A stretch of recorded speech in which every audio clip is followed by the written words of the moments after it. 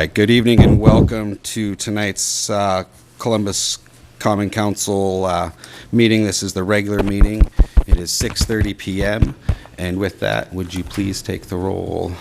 Pat, thank you. Hendrickson. Here. Kenny. Here. Malat. Here. Reed. Here. Rule. Here. Traxler. Here. And Tome is excused. All right, we have a public notice of open meeting. Now we're looking to get a motion to approve the agenda with a sufficient second. Oh, Pledge of Allegiance, I'm sorry, excuse me. If all those are able, please rise, thank you. I pledge allegiance to the flag of the United States of America and to the republic for which it stands, one nation, under God, indivisible, with liberty and justice for all. Thank you. All right, now we'll move on to approving the agenda. So if I could get a motion to approve. Motion to approve the agenda. Second. All those in favor, please say aye. Aye.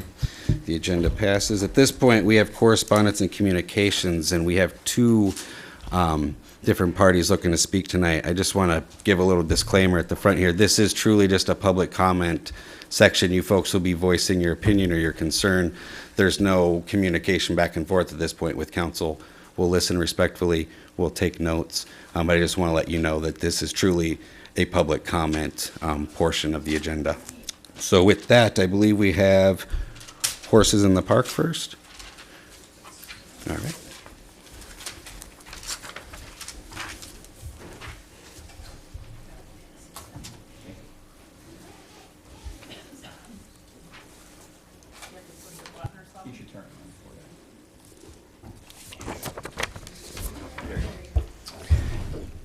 We're going to have, we're working with Amy Jo in the Park and Rec Department and the Wisconsin State Horse Council in District 3, trying to bring new horse people into the horse world. There's a lot of horses and horse businesses near the Columbus area, including Wisconsin State Horse Council. So on October 21st, we're having a Horses in the Park. We're going to have the UW Polo team, the Madison Police, the Wisconsin Interscholastic Horse Association, a mounted archery demo, farrier demo vets, everything you kind of have to know if you own a horse or if you want to own a horse, what we all do with our horses as far as mounted shooting, mounted archery, polo, all those different pole barrel racing. Horses are a $3 billion a year industry in the state of Wisconsin, and we'd like to make it bigger. So I just wanted to pass that out to let you know what's going on. Ask your permission to use the white fence in front of the pavilion for that day, and to answer any questions if you have any. Thank you very much for the information. All Good right, luck thank you. with your event. Thank you. All right, and after that, we have another comment, and this is a group, I believe, Condos on the Green Association's here to speak specifically to an issue, and I don't know if there's a member of the group who's gonna, okay, please. Thank you for coming. Mr. Mayor and council members, my name is Janet Lucas. I'm here representing the members of Condos on the Green in support of Morshower Builders. We are supporting his continuation to build condos in our development. Due to an unfamiliar ordinance regarding sewer hookup, the continuation of building on his property, which is already in progress, is being denied. A building permit was issued to Morshower Builders on 8/21/17 by Jake Henning. This building was to be a 2-unit dwelling. 1 unit has already been sold, and much interest has been shown for the other unit. With the housing crisis and the desire to see our community expand and be competitive with other communities in the area, this issue should be grandfathered in. The original development of the condos on the Green was started in 2006, before the ordinance was put into place. The condos on the Green have been put on hold for a number of years. The plan was to add an additional 8 buildings to development, resulting in 16 additional condos. If this development is not allowed to continue, as per the building permit that was issued in August, it will be a great loss to our small association and a large loss of tax revenue to the city of Columbus. 16 units could amount to $55,000 or more in lost taxes per year for our city.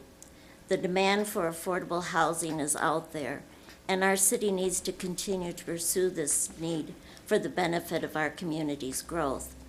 The building permit issued to Morshower Builders should have had this ordinance resolved before plumbing was put in.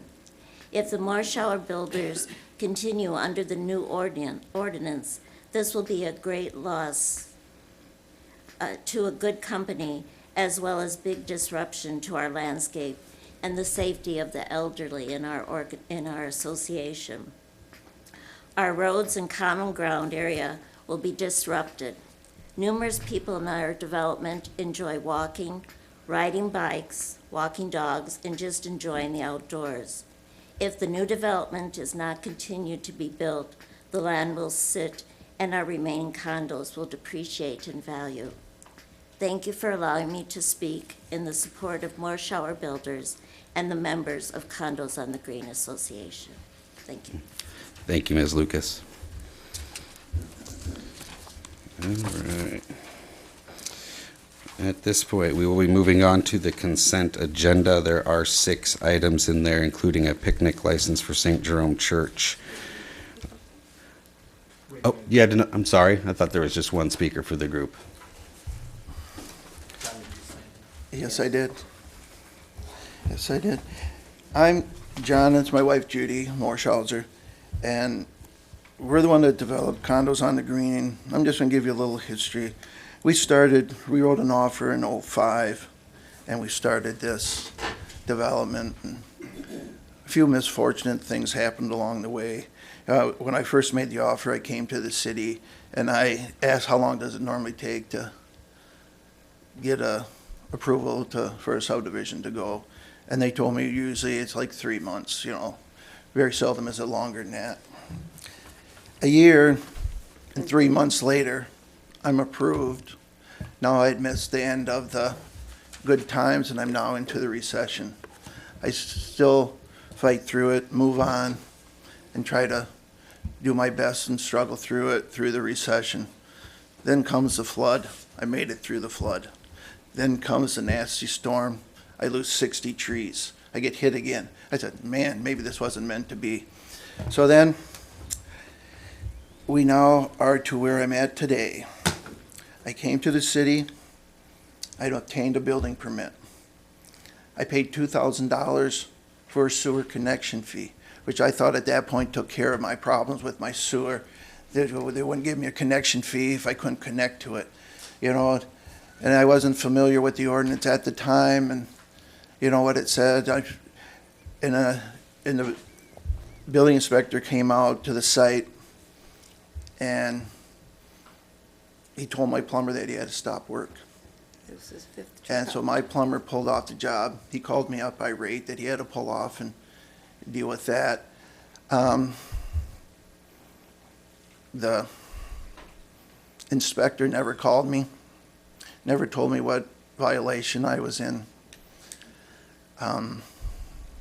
It took 3 days. Right after the plumber called me, I called the city, asked her what to do, and she said she would call the inspector and have him get a hold of me to tell me what my violation was. So, I'm a little upset about all this going on, so I was probably a little bit high-wired. So then, all I was told is that somebody will get back to me, somebody will get back to me. Day 2, nobody's working on my job as well. I'm losing money. I start over. I come right directly to City Hall. I asked if there anybody I can speak to because I would like to resolve this in as quick, fastly, timely manner as possible. And they told me, no, there's nobody here, nobody to talk to, nobody to deal with. They says, we're working on it, we'll get back to you. Day 3, I'm really frustrated. So I said, I got to start something different. I'd already called the inspector on day 2 and left him a message, did not return my message. I called him twice that day. The first time it said he's out of the area and it didn't even ring. So the next morning I start over. It's 3 days I'm not working on the job site. So I called the building inspector. He answered. We had a few words, and I told him to calm down. He told me to calm down. And we moved on through that, and I told him I really would like a copy of the ordinance that I'm in violation of. And he told me that as soon as he gets back to City Hall, that he would give me that copy of that ordinance. Apparently he hasn't been back to City Hall. I received it yesterday. I met with Patrick for a little bit because I wanted him to see the job site so that he can see what I'm dealing with. And he made sure I got a copy of that. I received that at 4:30 yesterday. So I finally now know what violation I am in. So, How many inspections did he come by and do? my biggest problem here is we dug the sewer lateral in. He was called to come and to inspect it. He told the plumber, just make sure it's up to code and sign an affidavit that it meets code. This is when my job should have been stopped. Because the inspector came, now we're starting to incur, money. So now, the next day, we pour the footings for this building. I called them, told them we're ready for a footing inspection. I gave the phone to my concrete contractor. He talked to him to tell him when it would be ready and so forth. I don't believe he ever came. Because if he would have came, he'd have saw that the sewer was up to what this new ordinance is.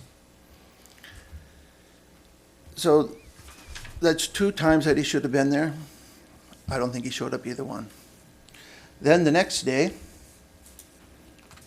we called for a temporary service inspection so we can get our electric hooked up. He came and he did that.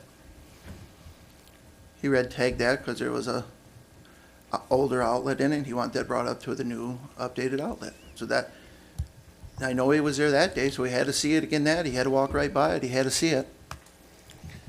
So then we called for a re-inspection. We had to come that. So 4 times he had a chance to stop me.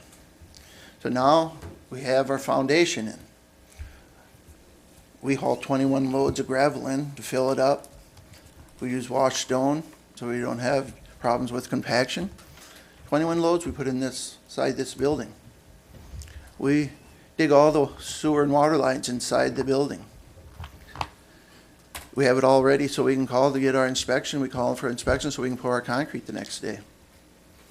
Now he red tags us. He says, stop all work. We have to bring 2 laterals into this building. Now at this point, if he'd have stopped me at the footings or he'd have stopped me when we took that in, I would have incurred no cost in doing what he said inside the building. I would only incur cost outside the building if I was not grandfathered in. So now I called Jake and asked him, what do I have to do so I can keep building? I got deadlines that I have to meet. I got it sold. I got people that want to move in there in the end of November. I was already on a tight schedule. Now I haven't worked there for 7 days. Tomorrow will be the 8th day. So I'm losing money every day this is going on.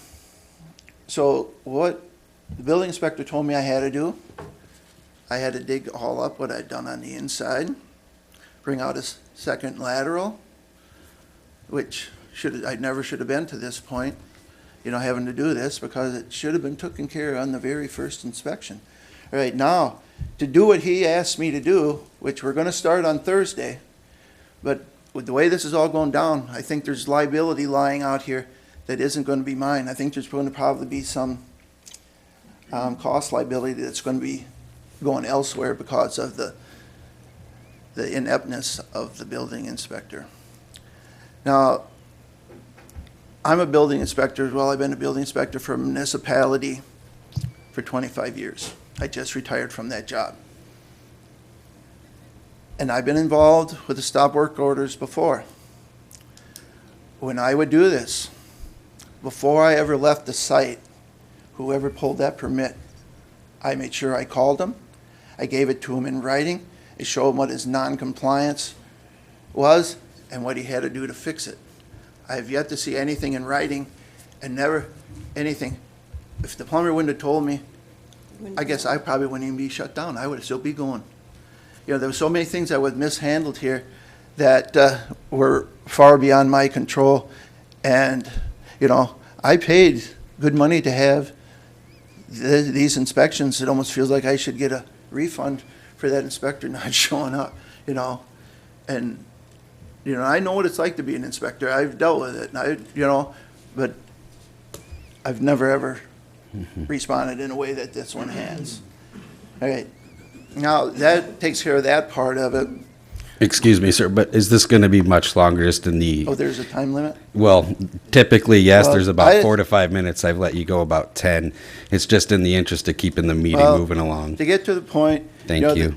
The sewer, the ordinance says any duplex or 4-unit has to have individual lines to it, what it says. I finally read that yesterday. But I don't know if it's gonna improve the system to put 2 lines in it.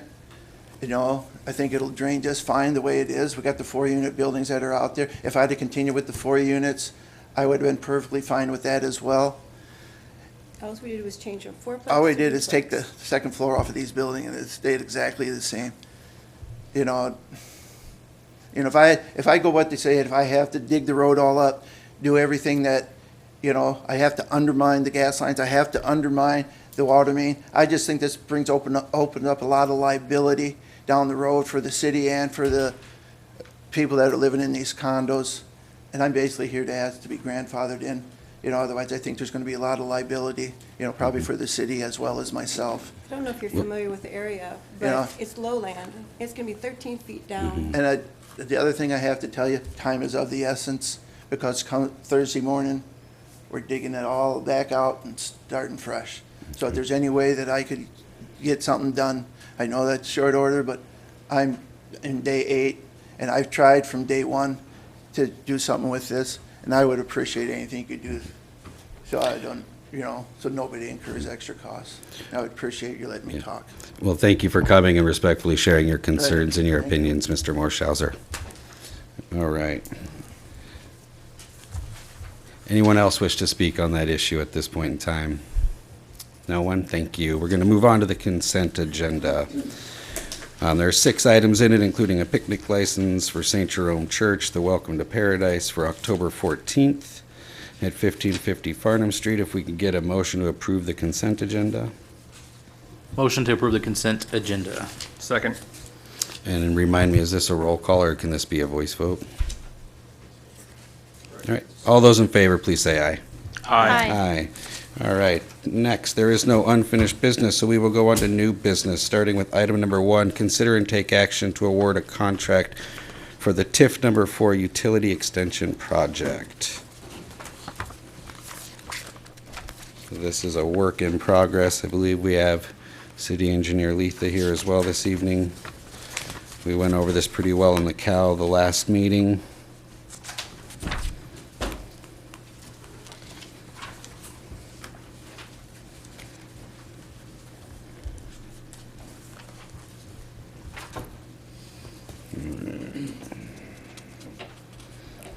Remind me, was it Forest? Thank you. So we're looking to take action on the bid from Forest Landscaping and Construction Incorporated for a base bid price of $727,289. So moved. Second. Excuse me, point of order, I didn't ask for a motion just yet, and I was wondering, Regan, did you have something you needed to Oh, I say? didn't. No, I Okay. was left on. All right, at this point, I'll take a motion. So moved. To approve the contract for Forest Landscaping and Construction, Inc. for $727,289 for TIF 4 utility extension project. Second. All right, and if we could take a roll call on that, Pat.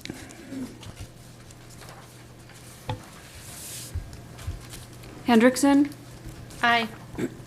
Kenny. Malat. Aye. Reed. Roll. Aye. Traxler. Aye. Unanimous. All right.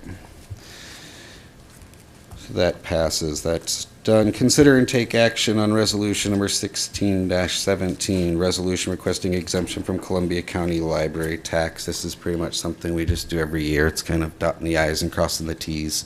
If there's no discussion, Rod? Oh. All right, just double checking here. If there's no discussion, we'll go ahead and take a motion to approve. Motion to approve. Second. All right, and roll call on that too as well, please, Pat.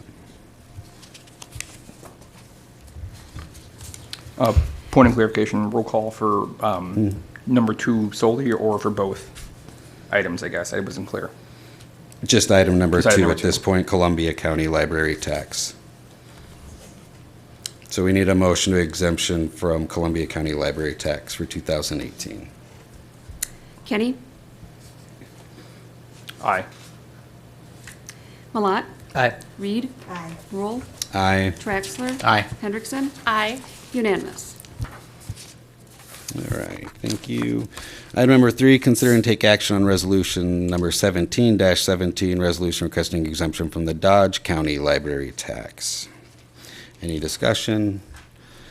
I'll take a motion to approve. Motion to approve Resolution 17-17. Second. All right, and a roll call, please, Pat. Malat? Aye.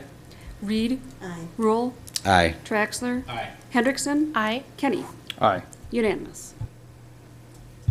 All right, thank you very much. And next we have consider request of the Popcorn Wagon Incorporated to accept the donation of the George Hasey Popcorn Wagon to the city of Columbus. I do believe we have Mrs. Schmidt returning this evening and Mr. Stroshine.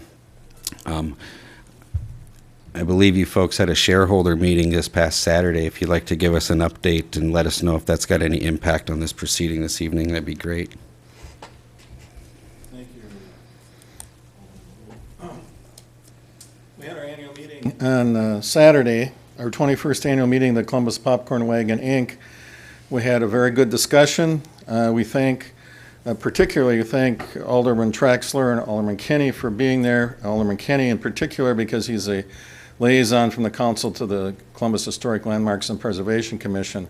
This is an icon of the community, the Popcorn Wagon, and we want to move slowly and deliberately, and we have to find a home for the wagon right now. It is currently stored at the Roberts property on East James Street, and they'll be using that when winter comes for snow removal equipment and what have you. So the shareholders, after deliberation and discussion with members of the Historic Society and some discussion from others that have been involved in the placement of the wagon in the 128 West James Street building, a motion was made, seconded, and approved to relocate the wagon temporarily for a year, up to a year, at the 128 West James Street building, which is not ideal because there is a very viable working business, the workshop. Becky Widener's business is operating there, and it's not the best solution, but it is under, her business is under the agreement and her rental arrangement that the wagon is permitted and has to be stored at that location for lack of a better place. Historical Society is debating among themselves about another location where they can move and possible location of the wagon.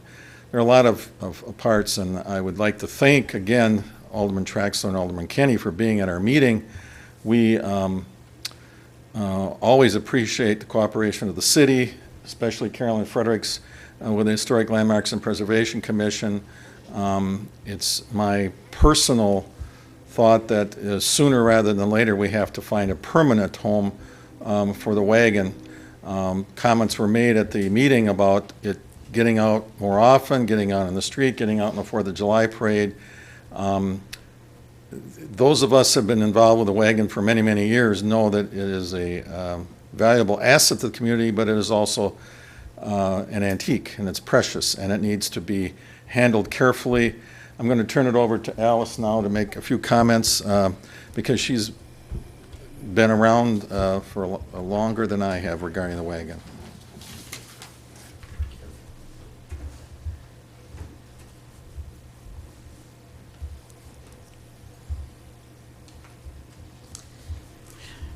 been around longer than many, many people in this room. Probably everybody. However, at our meeting, that was the motion. I have had two wonderful experiences with democracy in action. One with our board members and their decision that they did not want at this time to have the wagon in any museum anywhere.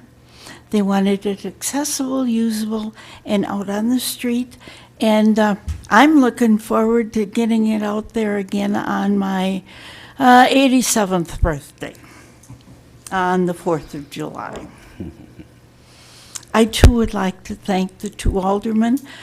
It is a real honor when alderpersons take the time to be with a committee, listen, hear what is going on, hear the feelings, and I am so very grateful to them. I have also spent many hours with Carolyn Frederick as we went about making plans for the possible placement of the wagon.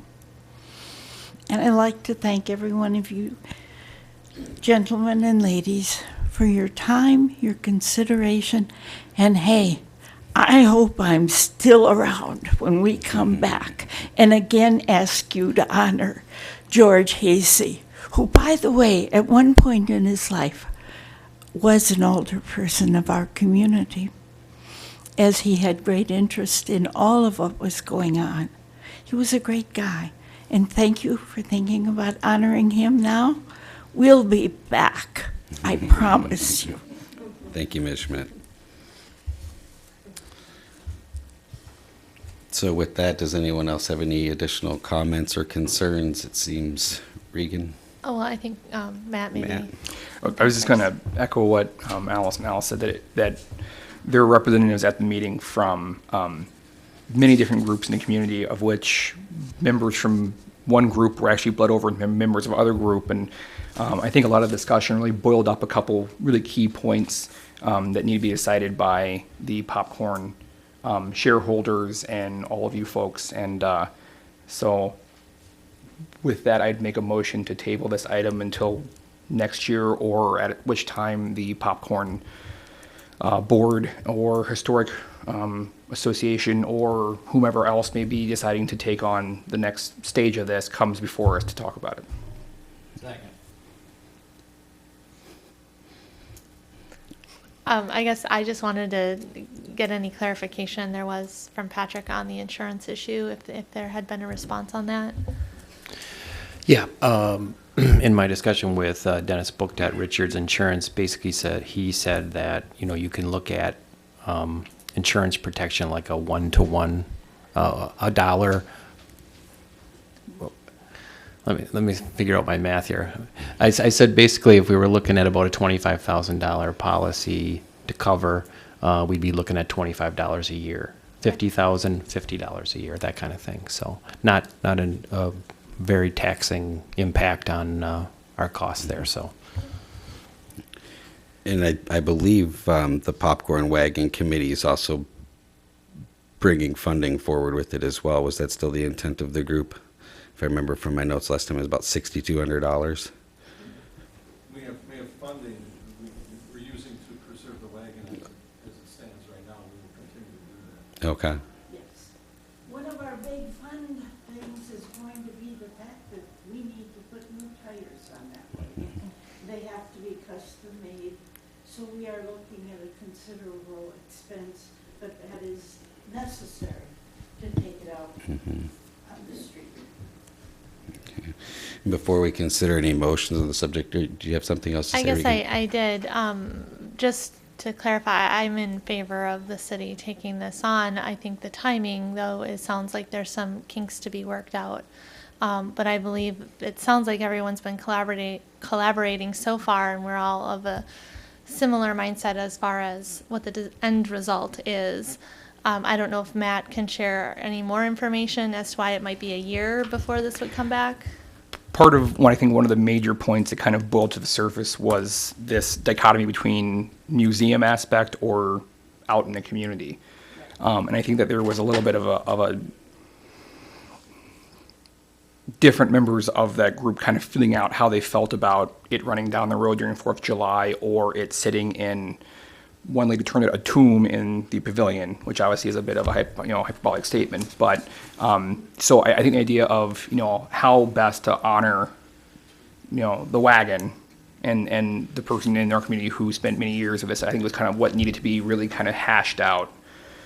And part of that too was that the members of the Historical Society did show interest in kind of taking the lead, I guess, in regards to acquiring like relics of the city, where the HLPC does more of a like building, and which I don't know if that's, something and there's just a lot of little moving pieces, and people had some really great ideas that kind of fired it out. And it kind of reminded me of our conversation where it's like, this needs to come back a little bit later and just make sure that we have everybody kind of boiled out their own personal ideas and then bring them up to a group again. So I think the intent was to do it for a year to bring it out for 4th of July, but obviously people get bored in the winter, and maybe there are some more meetings that'll happen between the Popcorn Wagon group, the Historical Society, CHLPC, the city. We can all kind of come together and kind of figure out what a long-term goal is, and whether that's museum quality or fire that sucker down the road every 4th of July, popping popcorn left and right. I do have a question, a point of clarification. Mr. Shosha, maybe you can answer this. I thought you said you do have temporary housing at 128 West James? We do. But is that the one where you have a seasonal pressure to get it back out of there? No. No, okay. We need to put it, we need to put it back there without getting into details. That's the home of the wagon. Okay. That's the building that the Mathers purchased. That's where it is to be located. But Becky Widener's done a marvelous job getting her workshop business up and going, and it's downtown, and we don't want to jeopardize her business. So there are a lot of moving parts, and Mr. Kinney did a wonderful job in explaining that you have the people that, and the word tomb was used, so he was correct in his, at the meeting on Saturday. So there just are so many people concerned about it, but we have to be collaborative. Mm-hmm. And for Regan's benefit, I think we'll be back here before a year is out, but we need a safe place right now. And that was my point that I was bringing up. We need to do something right now and put it in a good location, and that's the home for it now. So 128 West James was purchased by Elton and Bernetta Matherford in 2002. And to be the permanent home, we have a lease on that building. Becky has known about this. Becky had it in that building prior to this. She has a long counter that was placed behind it. She had a gate to block easy access from children.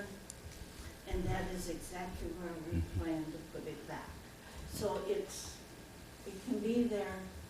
Actually, I think we have about 90 years left on that lease. Whoever close to 90, yeah. I don't think Alice and I will be here in 90 years. I don't plan to. Well, Alice might be here. Alice might. Mr. Millat. Quick question. You talked about the main goal is about the new wheels. How much are you looking for? Or how much is that going to cost? We have not done any investigating. I do have a couple of people that we're going to contact to find out what the cost of those tires will be. We do want to work, I'm sorry to steal. And then we will consider and choose. And if you have additional people to suggest, Mr. Millar, I would appreciate it. Oh, I know a guy. We do. I love people that know about it. Two things. We do want to work with the city because we are somewhat concerned about the street project and getting the wagon back in 128 West James without the street being open so that we can get it back in there.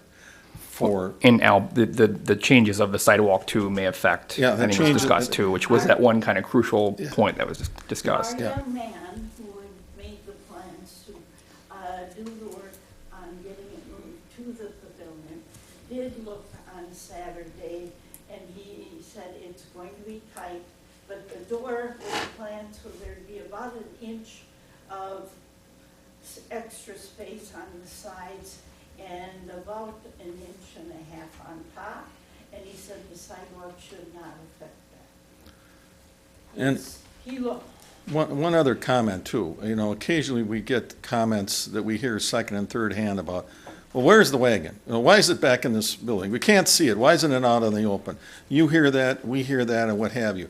If you do hear that, have the people come and talk to Alice or myself or somebody, you know, or better yet, have them buy a share of stock and become a member of the Columbus Popcorn Wagon, Inc., or be on the Columbus Historical Society or the Landmarks and Historic Preservation Commission and get involved. So thank you. And Andy? I was just gonna ask, what's a stock cost you these days? $100. You can literally have buy-in. There are a couple folks from HLPC. I'm not sure if there's a member of that group who wants to speak on this issue tonight, or if we want to just move on, given that we've decided there's lots of moving parts and we're not necessarily coming to a, all right. Other than that, inside the packet, there was a little sheet from Department of Public Works as well, with about 10 points and questions. At this point, that seems kind of moot. It's specific to one location, so at this point, I'd take a motion on this issue either way. Reagan, I think I had a running motion right now. Okay. All right, so that will take a roll call vote on the motion to table this agenda item. Reed. Aye. Rule. Aye. Traxler. Aye. Hendrickson. Aye. Kenny. Aye. Malat. Aye. Unanimous. Thank you for everyone who showed up and spoke on that topic this evening. Next, we have consider the agreement with Whole Body Strong for use of city parks for soccer season. And this is a contract that's in development at this point. Seemed like there was a few pieces of the contract that still needed to come to the city, so I don't know if, Patrick, you want to fill us in or update us? Yeah, basically what you have in front of you is, it starts from a template, how we handle groups that want to use our facilities, particularly athletic facilities. And we've been working with Whole Body Strong on this agreement to try to make their program work in use of Meister Park. It does include a few deliverables, so to speak, that the other party needs to provide to the city. And in the packet, I worked with Amy Jo, the mayor, and Davis just on clarifying some language to be specific to what we're dealing with for the fall. We worked with Whole Body Strong, just to clarify the arrangement for maintaining the field during the season. So what we have come up with is what you have before you. I'm not certain. At last I know some of the deliverables haven't been yet delivered, but looking for support to approve, potentially contingent upon meeting the requirements of the contract. We will, in good faith, still support this program that's happening at Meister this fall. So that's where we stand right now, unless Amy Jo is in back, if she's got an update, but. No updates, all right. No. I just have a question. Is the contract that's presented in our packet, do we know for sure that's agreeable to Whole Body Strong Soccer? My understanding. I believe so. I know that he had, Can you go ahead? Thank you.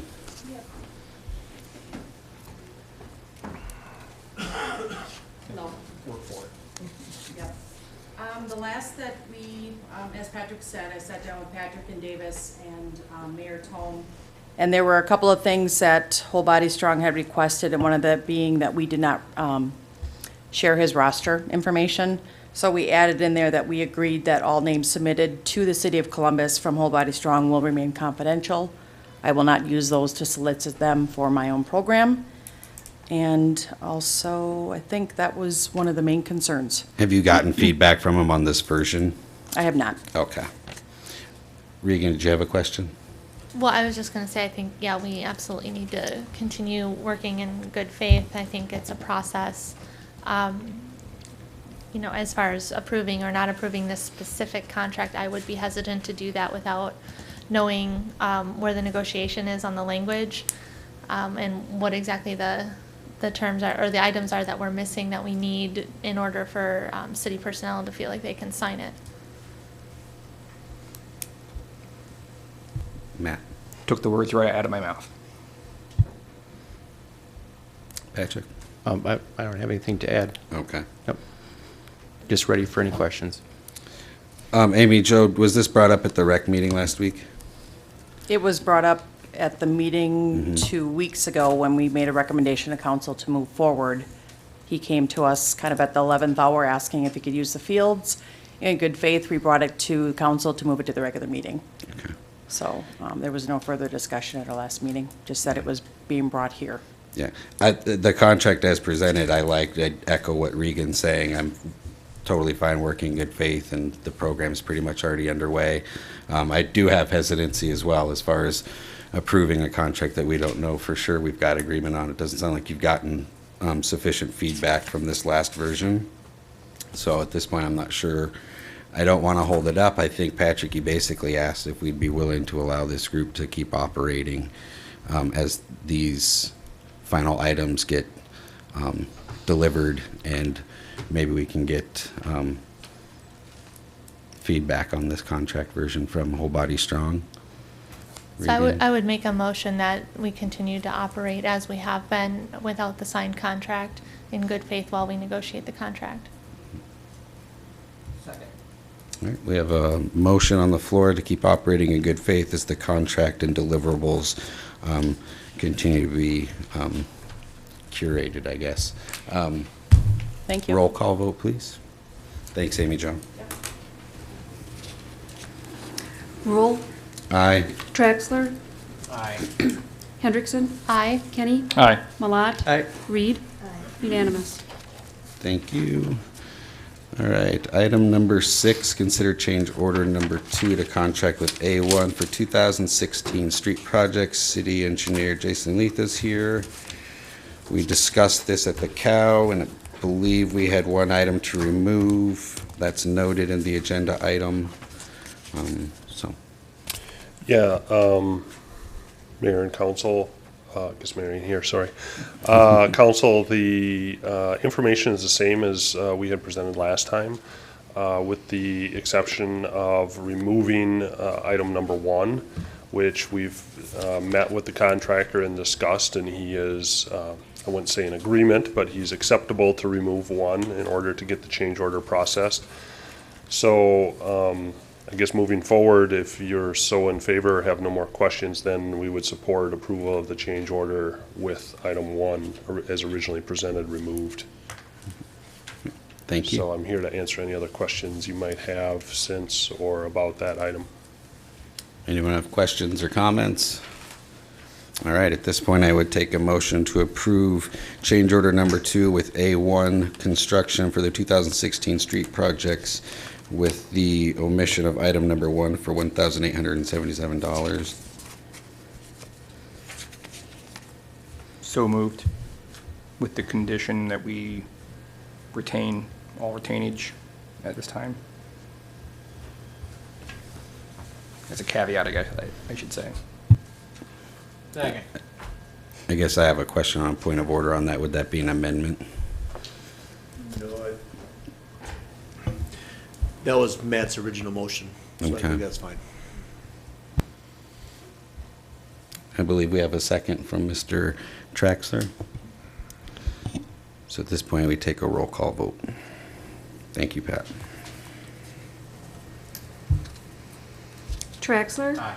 Hendrickson. Aye. Kenny, Aye. Malat. Aye. Reed. Aye. Roll. Aye. Unanimous. Thank you.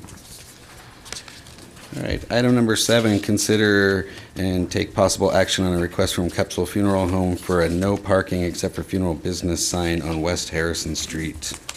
This is again another item that we discussed in pretty thorough detail at the last committee of the whole meeting. So it was moved forward to take a vote tonight. I'm not sure if there's other considerations or questions. Mr. Kinney? Shocker. So on the way home tonight, I stopped over there and I measured the street in front of the funeral home on Harrison, the one in question, 28 feet face-to-face on curb. I drove up over to the funeral home at Prairie, which I believe is the Jensen Funeral Home, 28 feet face-to-face from the curb. I drove over to Alderman Traxler's street. Shocker, I probably honked at you twice again. In front of his home, the street is 28.5 feet, half-foot difference, basically. That street does have no parking on it signs for an entire side of a street due to the narrow condition on that street. So I guess, in my opinion, Josh Capsule, I think is his name, Capsule, has brought to the city a good point that the Harrison Street in front of his funeral home is very narrow, and we should do something about that. And kind of, I think, brought light back onto the issue at Prairie Street, which was originally addressed. So I make a motion that we approve the signage with the change from no parking exception for funeral business to no parking for the entirety of Harrison Street on one side to be determined by DPW, followed by no parking on Prairie Street for an entire one side as determined by DPW.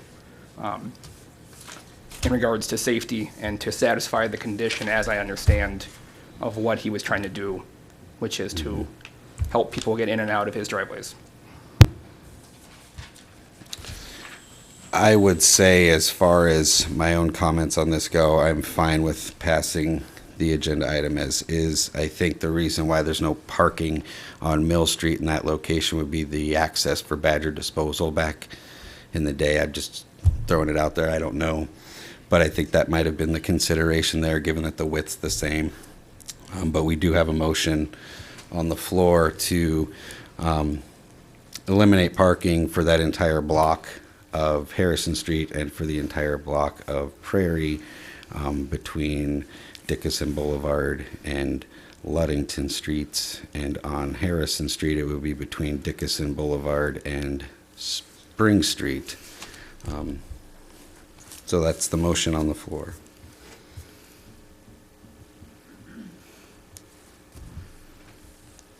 All right, it's the opinion of the chair that it lacks a sufficient second. Withdrawn. Thank you. Traxler. I was just going to comment that I would be in favor of making a motion to approve the agenda item as presented with just no parking on in front of that particular business like we did on Harrison, or was it Harrison? Yeah. I have one question, Patrick. That the sign's going to be identical to that is in front of Jensen, correct? I just would like consistency. Yeah, actually, the photos in your packet are from the Jensen, and we'll make it identical. Perfect. Thank you very much, Mr. Kenny. When there is a funeral at either business, I will park my car on that side of a street and then walk the 5 blocks back to my house, and I will call Chief Meister and have him drive past my car, and he will pleasantly drive by and wave at me and continue, because there is no enforcement of this sign as far as I understand. Paul Johnson, City Attorney. It's enforceable if the chief wants to write a citation for it. Based It's gonna on, be no parking. but since it's not specifically laid out as that If- particular sign, If you adopt the motion that says no parking on whatever street it is that you're talking about here, you guys have lost me in the translation. But if you adopt a motion that says there's no parking on a specific street, except for funeral events or funeral business, that's enforceable. That's gonna be part of the permanent record, and that is something that the chief can enforce if he so chooses. minus language in the city ordinances in our parking section that enforce. In a perfect world, you would adopt an ordinance that would match up with what you're doing right now, but we haven't got to that point yet. Okay, thank you. Regan. So a general comment I would make is my district, in that neighborhood in general, there are a lot of narrow streets that would benefit from a no parking on one side or the other. I think that's a much bigger conversation that Matt is getting at, and probably one that needs to be had. That said, I will bring a motion to approve the agenda item as it's presented, with the signage as it's laid out. I believe we have a motion Oh. and a second. I will second it then. Yes. Well, to be And a third. technical, I think he said he would be in support of a motion. So I was just clarifying, but either way. I was in support of. I'll go, if Andy's one and I'm two, that's fine. I was too. Yeah. Regan, you can just vote. There's a motion with more than sufficient second Right. on the floor, so if we could take a voice vote on the motion currently. Request a roll call. Roll call, please, Pat.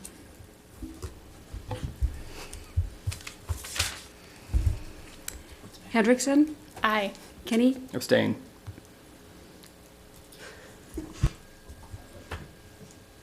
Palat, Balat? Yeah, I, and second. I think that's 4. Reed, Aye. Rule, Aye. Traxler. Aye.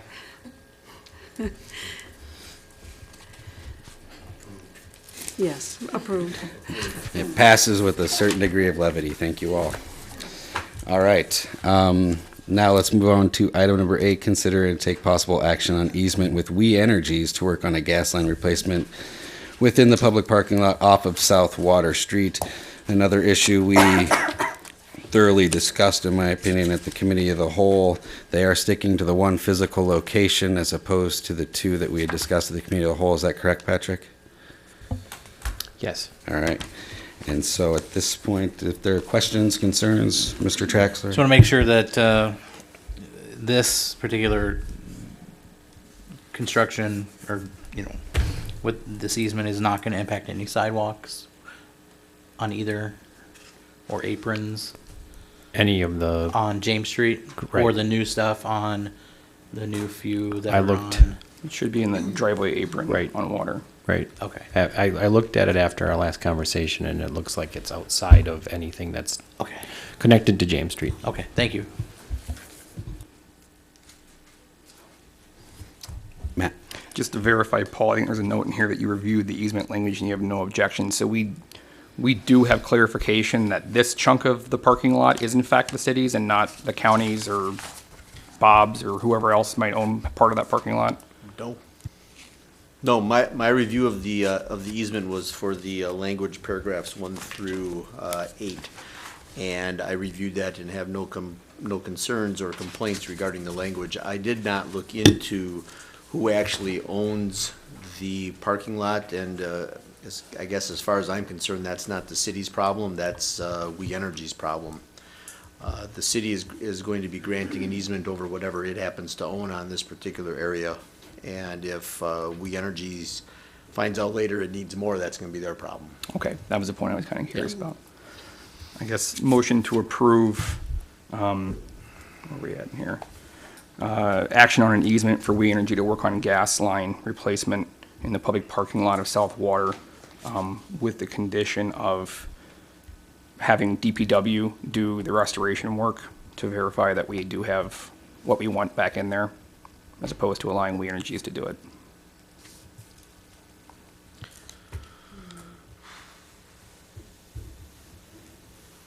You mean restoration work, or are you talking about? Pour the concrete and do that stuff. Utility companies are notorious for not doing a very good job of restoring their sites. So are you requesting DPW verify restoration work or execute the? I would say execute the restoration work and bill we accordingly, or discuss with we to have them present. And if we're replacing a driveway apron for a public parking lot, and if it's junk, it's going to be used again and again and again by cars parking down there for all the businesses along James Street and along Ludington. I guess approve with the condition of discussing with DPW that matter further. I'll second that motion. Sorry, I'm throwing a lot of little caveats in these things. I guess we're basically just trying to get a discussion going, I guess, which Is that where Yeah, I we're at guess now I'm- with this Yeah. one?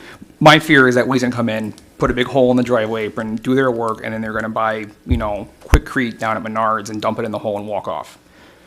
Utilities are notorious for doing this on a lot of projects. So in hopes of the city being left with something that is usable and matches pre-existing conditions, which there is loose language in here about restoring, but that's very open. I would like to see DPW be involved in that process, if not do it themselves and just take care of it, so we do have an appropriate. DPW would be involved anyway, wouldn't they, with the permitting process and that? Yeah, I know Davis is involved in it, but I think just for the permitting aspect, not necessarily for anything else besides that. Well, I believe the work has to be inspected. After the completion of the work, yeah. Yes. They pay a permit and permit fee to open up the road or the right of way, working the right of way. Regan? So I hear what Alderman Kenny is saying, and I don't necessarily disagree. It's probably prudent. My concern is how we practically go about that at this stage. If we're just approving the agenda item and attaching a lot of conditions to it, that then further obligates city departments that aren't here to speak on that issue. I have some concern about how we'll manage that, how the deal would go, the money back and forth. Is it a credit? Is it a bill? Are we Okay. stuck with it? Those kind of concerns. Motion withdrawn. I motion to table upon further discussion at the COW. Okay, so we have a motion on the floor to table this item.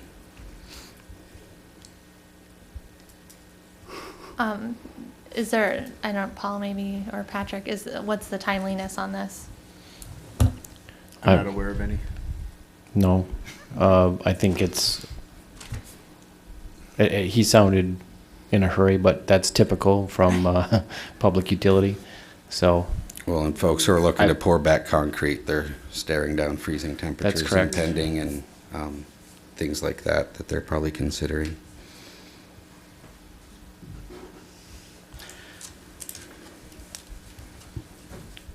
Trina? Yeah, at this point, I'm leaning towards approval, but I do like just having one sentence about having DPW's approval of the completed work. Which we are approving. Mr. Johnson, please. The language that you are discussing and showing consternation over is paragraph 5. Yes, it's fairly broad. As it's currently drafted, it says that We Energies agrees to restore or cause to have restored grantor's land as near as reasonably possible. That is very standard language in utility easements. That language, as already drafted, does open the door to what Alderman Kinney is suggesting, which is when you say cause to have restored, the city could impose upon We Energies to basically say, okay, DPW is going to pour the concrete, going to do the work, going to make it look nice and pretty, and then send We Energies the bill. That's not going to be a very good way to handle this if that's what your intent is going to be. If your intent is going to be to actually have DPW do the replacement work, then we should write that into paragraph 5 right now and get We Energies to acquiesce to it. Otherwise, if you want to review this language further and make a proposal back to We Energies to change the language, we certainly can do that. And if that's your intent, then sending this back to the COW for further review is a very good idea. So at this point, we do have a motion on the table to table this item and bring it back at the COW following this meeting. Withdrawn. Withdrawn. Motion withdrawn. Anybody else like to present a motion on this item? Yes, Mr. Traxler. I have a comment first. Okay. I think that with the permitting process through DPW for pouring concrete, there is an inspection. I think it would be prudent for us just to approve this and there is already a safeguard in place. And That said, I was gonna say, was that a motion? no, you go ahead. I will make a motion to approve the agenda item as presented. Second. All right, we have a motion and a second. Can we take a roll call on that, please, Pat?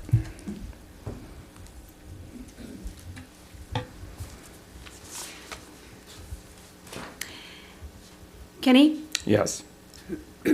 Malat? Aye. Reed? Aye. Rule? Aye. Traxler? Aye. Hendrickson? Aye. Unanimous. All right, item number 9, consider and take action on the 2018 street project locations and potential task order with Rupert Milkie on street project design.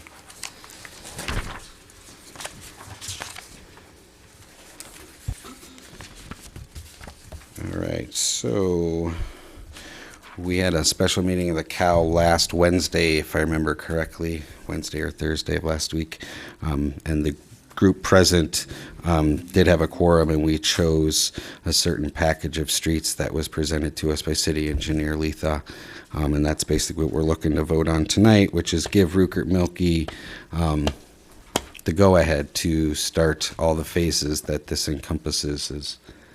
There's quite a few steps between now and project start, let alone project completion. So I'd open the floor to questions or comments, or if anyone's got anything for City Engineer Letha. He's in the audience this evening. All right. At this point, I would take a motion to approve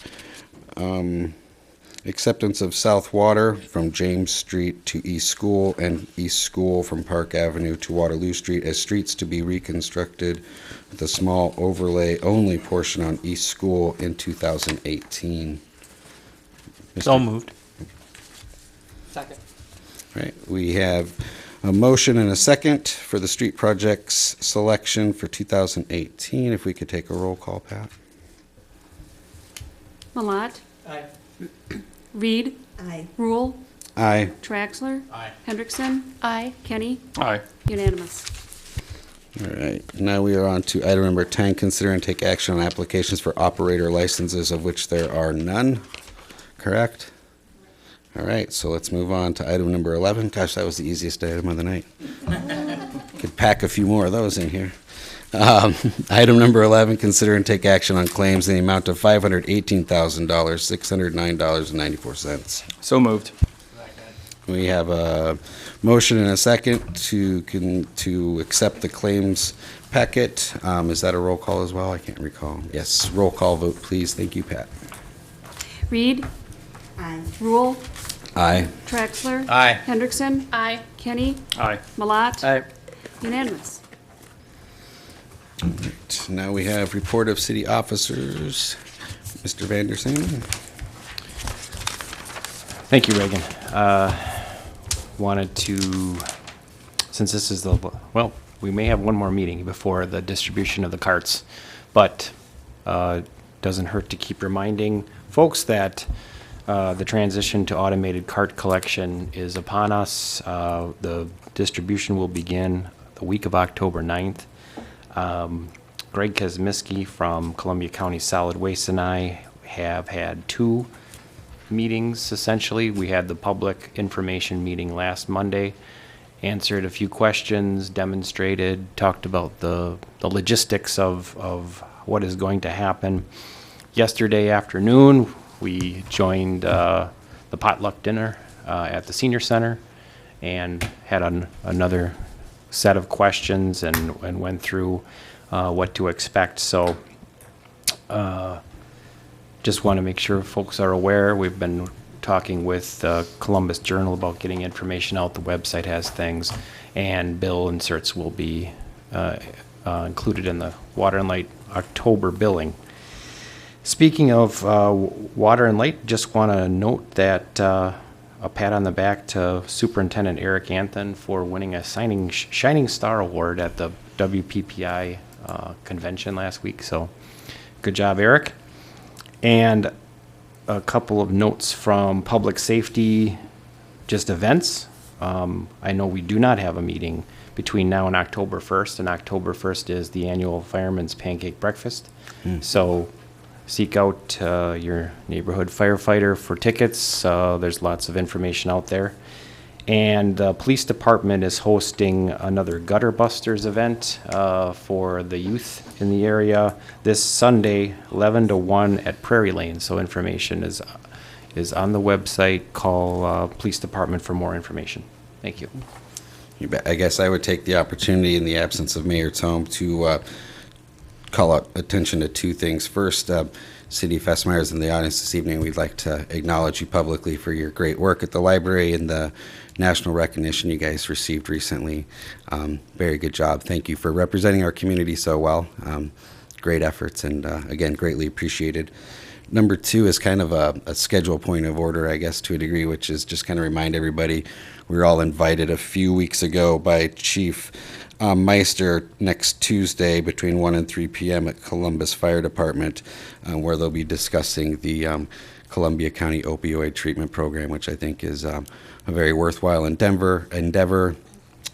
There's been media reports on it as well as kind of touting its success, and there is also issues of federal funding on the table with that group. So there's lots of balls moving in that court that if you do have the ability to attend, I'm sure Chief Meister would greatly appreciate it. I do intend to attend that one. So other than that, I have nothing, and I'd look for a motion to adjourn this meeting.